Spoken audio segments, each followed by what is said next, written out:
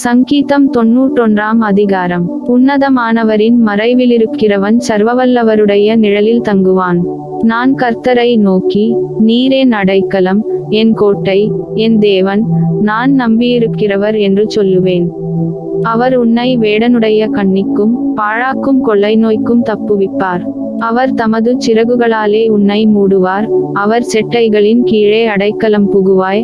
அவருடைய சத்தியம் உனக்கு பரிசையும் கேடகமுமாகும். இரவில் உண்டாகும் பயங்கரத்துக்கும் பகலில் பறக்கும் அம்புக்கும் இருளில் நடமாட்டும் கொள்ளை நோய்க்கும் மத்தியானத்தில் பாழாக்கும் சங்காரத்துக்கும் பயப்படாதிருப்பாய். உன் பக்கத்தில் 1000 பேரும் உன் வலதுபுறத்தில் 10,000 பேரும் விழுந்தாலும் அது உன்னை அணுகாது.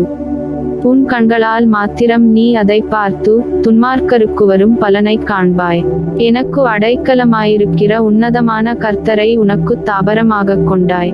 ஆகையால் பொல்லாப்பு உனக்கு நேரிடாது, வாதை உன் கூடாரத்தை அணுகாது. உன் வழிகளிலெல்லாம் உன்னை காக்கும்படி உனக்காக தம்முடைய தூதர்களுக்கு கட்டளையிடுவார். உன் பாதம் கல்லில் இடராதபடிக்கு அவர்கள் உன்னை தங்கள் கைகளில் ஏந்திக் கொண்டு போவார்கள்.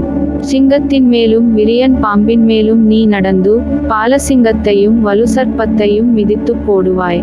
அவன் என்னிடத்தில் வாஞ்சையாயிருக்கிறபடியால் அவனை விடுவிப்பேன். என் நாமத்தை அவன் அறிந்திருக்கிறபடியால் அவனை உயர்ந்த அடைக்கலத்திலே வைப்பேன். அவன் என்னை நோக்கி கூப்பிடுவான், நான் அவனுக்கு மறுஉத்தரவு அருளிச் செய்வேன். ஆபத்தில் நானே அவனோடிருந்து அவனை தப்புவித்து அவனை கனப்படுத்துவேன். நீடித்த நாட்களால் அவனை திருப்தியாக்கி என் இரட்சிப்பை அவனுக்கு காண்பேன்.